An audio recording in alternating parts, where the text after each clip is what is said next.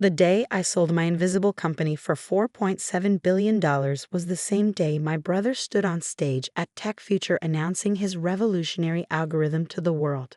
As his standing ovation echoed through the convention center, my phone buzzed with the final confirmation from my lawyers. The irony wasn't lost on me. While Jason basked in applause for an algorithm that would never work, I had just become one of the richest women in tech for an algorithm that already did. Not that anyone knew I was behind it. My name is Deanna Chin, and for the past 6 years, I've been the invisible architect behind Nexus Intelligence, the most advanced predictive analytics platform in existence. A platform that every major tech company had been trying to reverse engineer without success. A platform that, until today, had no public founder. I sipped my champagne from the back of the auditorium, watching my brother gesture dramatically on stage. Jason had always been the face of our family's tech ambitions. Charismatic, handsome, and utterly confident despite his mediocre coding skills. I'd been the quiet one, the support system, as our parents called it. Imagine an algorithm so intuitive it can predict market shifts 3 months in advance with 97% accuracy. Jason proclaimed to the crowd of investors and tech journalists. That's what Chen Dynamics has created. No, that's what I had created 6 years ago, and sold this morning to Geneva Global for a sum that made me nauseous every time I thought about it. As Jason's presentation reached its climax, promising impossible results from hypothetical technology, I slipped out a side door. The text from Geneva's CEO was succinct: transfer complete. Board meeting Monday. Your choice whether to attend in person. For 6 years, I had operated Nexus Intelligence through a maze of shell companies and digital proxies. I coded during sleepless nights, built server farms in anonymous warehouses, and hired remote teams who never knew who signed their paychecks. All while maintaining my public persona as a mid-level developer at a mediocre startup. Listening to my brother and parents lament that I lacked ambition. The charade had begun as a necessity. 6 years ago, I pitched my algorithm concept to Chen Ventures, my family's investment firm. Jason, freshly appointed as CEO despite having 3 years less experience than me, had led the rejection. It's derivative, he'd announced to the board, most of whom were family friends who'd watched us grow up. Diana has always been talented, but this lacks vision. My parents had nodded sagely. After all, Jason had the Stanford MBA and the TED Talk. I merely had the double PhD in applied mathematics and computer science from MIT. That night, instead of accepting defeat, I made a decision that changed everything. If my family couldn't see my vision, I would build it without them and without anyone knowing I was behind it. Nexus started small, just me, my savings, and a relentless work schedule. I created a fictional founder, Alex Gray, complete with a shadowy backstory as a reclusive genius. I hired remote developers using Alex's identity, each working on isolated components so no one could grasp the full architecture. I set up secure servers in 3 countries, and I kept showing up to my day job, listening to industry gossip about the mysterious Nexus Intelligence that was outperforming every competitor. The tech world became obsessed with Alex Gray. Who was this unknown savant?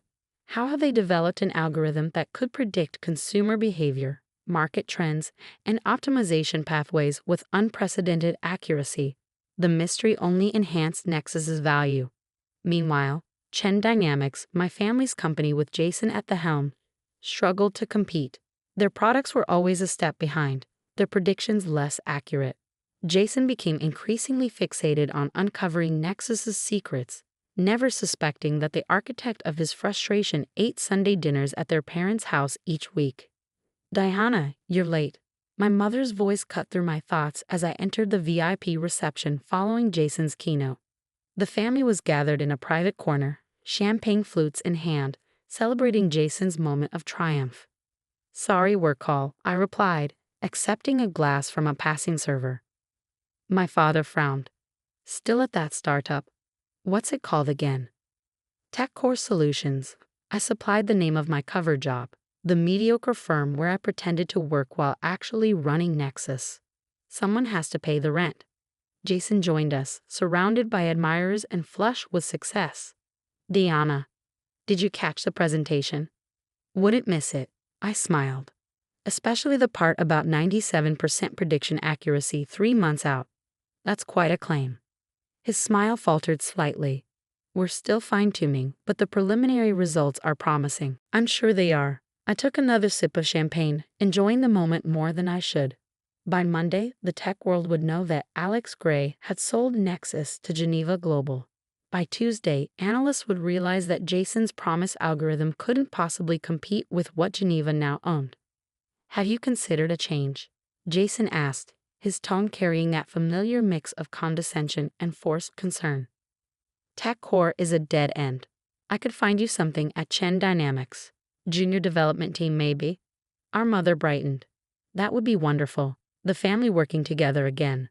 I checked my watch. In approximately 14 hours, my face would be on the front page of every tech publication in the world. Geneva's announcement would reveal that Alex Gray was actually Deanna Chen, and that I would be joining their executive team as Chief Innovation Officer with a compensation package that dwarfed Jason's entire net worth. I appreciate the offer, I said carefully, but I think I'm about to come into some new opportunities. The reception droned on, a parade of investors and journalists congratulating Jason on technology that existed only in PowerPoint slides. I made the expected small talk, dodged questions about my career, and counted down the minutes until I could escape. My phone buzzed again. Eliza, my right-hand developer who had been the only person at Nexus to know my true identity. Have you told them yet? Her text read. Tomorrow, I replied. Let them have tonight. Around midnight, as the reception wound down, my father pulled me aside. Deanna, your mother and I are concerned. You're 32, working at a company going nowhere. Jason offered you a lifeline tonight. You should take it. For a moment, I considered telling him everything. That for 6 years I'd been building what would become a multi-billion-dollar company. That tomorrow, his underachieving daughter would be revealed as one of the most innovative minds in tech. That the mysterious Alex Gray, who had dominated industry discussions, had been sitting at his dinner table all along. Instead, I just smiled. I'll think about it, Dad. Back in my apartment, modest by San Francisco standards, maintained as part of my cover, I opened my laptop to review Geneva's announcement one last time. The press release was scheduled for 9 a.m. Eastern, with my official introduction as CIO to follow in a video conference at noon. After 6 years of shadows, I was stepping into the light. Morning arrived with a flurry of texts and missed calls. The announcement had dropped, and the tech world was in an uproar. Alex Gray revealed as Deanna Chen, Nexus Intelligence acquired by Geneva Global. The architect behind the most advanced predictive algorithm in the world had been hiding in plain sight.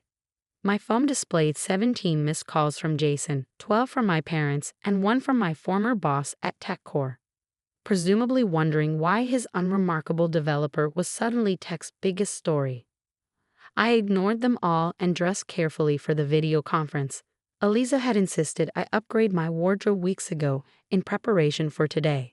As I buttoned my designer blazer, my doorbell rang insistently. Jason stood in the hallway, still wearing last night's rumpled suit, his expression a mix of shock and betrayal. Is it true? He demanded, pushing past me into the apartment. Good morning to you too, I replied, closing the door. Answer me, Deanna. Are you Alex Gray? Did you sell Nexus to Geneva? I gestured to the Financial Times open on my coffee table, where my photograph appeared above the headline. Net ex-US Mystery sold LVD. Diana CHENREVALD STCH's MOST elusive FOUNDER. It's true, I confirmed. How? He collapsed onto my sofa. How did you build Nexus without anyone knowing? Why didn't you tell us? I raised an eyebrow. Why didn't I tell the family who rejected my algorithm, who has spent 6 years dismissing me as unmotivated and unambitious? That family? We were trying to help you, he protested. We wanted you to succeed. No, I corrected him. You wanted me to succeed on your terms, following your path, supporting your vision. Jason ran his hands through his hair, his keynote confidence nowhere to be found. Does Dad know? He will soon. I'm sure he's seen the news. As if on cue, my phone rang, my parents. I let it go to voicemail. Diana, do you realize what you've done? Jason's voice had shifted from shock to something darker. Chen Dynamics has been developing competing technology. We just announced it yesterday. No, You announced vaporware yesterday, an algorithm that doesn't exist. Because you wouldn't share Nexus with your own family, his voice rose. We could have developed it together, kept it in the family. Instead, you sold to Geneva, our biggest competitor. I checked my watch. The video conference was in 30 minutes. I pitched it to the family first, remember? Derivative, you called it. Lax vision. That was 6 years ago. We were different people then. Yes, we were. I was naive enough to think my work would be judged on its merits, not on whether I had the right pedigree or charisma to present it. I gathered my laptop and notes. Now, if you'll excuse me, I have a board meeting to attend. He stood, blocking my path. This isn't over, Diana. Chen Dynamics won't go down without a fight. There is no fight, Jason.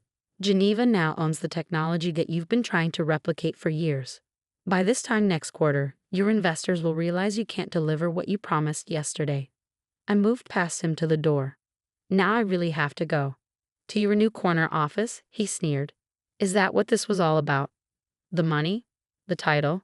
I paused, hand on the doorknob. No, Jason. It was about building something extraordinary without having to perform or persuade or play the game. It was about the work speaking for itself. I opened the door. The fact that the work is worth $4.7 billion is just a nice bonus. The Geneva board meeting was surreal. Faces I'd only seen in business magazines now nodding respectfully as I outlined my vision for Nexus's future. The CEO, Sandra Reeves, introduced me as the true innovator of our generation, a phrase that would have seemed laughable 24 hours earlier. Afterward, as I returned to my apartment to pack, Geneva had arranged a penthouse overlooking the bay. I found my parents waiting in the lobby. My mother stepped forward first, eyes red-rimmed. Why, Diana? Why the secrecy? We're family. That's exactly why, I replied, leading them to a quiet corner. I needed to prove I could do this on my own terms. By humiliating your brother. My father's voice was tight. His investors are panicking. The board is calling for an emergency meeting. I didn't plan this to hurt Jason, I said truthfully. The timing was Geneva's decision, not mine. But you must have known what would happen. Yesterday was the biggest day of his career, and you let him go through with it knowing his technology was obsolete before he even announced it. I considered my father's words. Had I wanted Jason to have his moment of glory before reality came crashing down? Perhaps. 6 years of being overlooked had left marks I hadn't fully acknowledged. I'm sorry it played out this way, I said finally. But I'm not sorry for what I built. My mother wiped her eyes. All this time pretending to be someone you're not. I wasn't pretending, Mom. I was protecting my work from exactly the kind of judgment that's happening right now, where my family is more concerned about how this affects Jason than celebrating what I've achieved. As harsh as it sounded, the truth hung between us. In their eyes, my success would always be viewed through the lens of how it impacted the family reputation and Jason's career. We need to discuss damage control, my father said. A family statement, perhaps. Frame this as a collaborative effort that. No, I interrupted firmly. There will be no reframing. Nexus is mine. I built it. I sold it. And now I'm going to lead its next phase at Geneva. So that's it. My mother's voice broke. You're choosing this company over your family? I'm choosing my truth, I corrected her. And my future. The transition to Geneva happened quickly. Within weeks, I had moved into my new office and apartment, begun integrating Nexus technology into Geneva's platform, and assembled a dream team of developers who now knew exactly who they were working for. Jason resigned from Chen Dynamics after their stock plummeted following the revelation that their promised algorithm was years behind what Geneva now owned. My parents gave a strained interview to Tech Insider, claiming they had always known Diana had something special in development, but respecting my wish for independence. 6 months later, as Nexus-enhanced Geneva products dominated the market, I received an unexpected visitor at my office. Jason looked different, humbler, less polished, with the beginnings of a beard and casual clothes replacing his usual bespoke suits. Nice view, he said, gesturing to the panoramic windows overlooking the bay. It's not bad, I agreed, watching him carefully. What brings you here, Jason? He handed me a thumb drive. I've been working on something, not competing with Nexus. I learned that lesson. Something different, complementary even. I'd like your opinion. My opinion? I couldn't keep the surprise from my voice. Since when do you value my opinion? He sat down heavily in the chair opposite my desk. Since I spent 6 months rebuilding my life after my little sister revealed herself as the tech genius our family never recognized. He met my eyes. I had to do a lot of thinking about why I never saw what was right in front of me. I turned the thumb drive over in my hand. And what conclusion did you reach? That I was so busy being Jason Chen, wonderkind and family golden child, that I couldn't see past my own reflection. He gestured to the drive. There's no pitch deck on there, no fancy graphics. Just code. Good code, I think. Maybe even great code. But I'd like someone I trust to tell me the truth. And that's me. After everything. Especially after everything. He stood to leave. You're the only person I know who has never been impressed by the Chen name, the family connections, or the charm offensive. You just see the work. After he left, I plugged in a drive, expecting to find another half-baked concept wrapped in marketing language. Instead, I discovered something genuinely innovative, a security framework that could complement Nexus's predictive capabilities in unexpected ways. That night, I called Jason for the first time since the Geneva announcement. It's good, I told him without preamble. Really good. Have you shown it to anyone else? No, his voice carried a new caution. I wanted your verdict first. Smart move. We should talk about it. Properly. A pause. We? Geneva is always looking for new security solutions, I said carefully.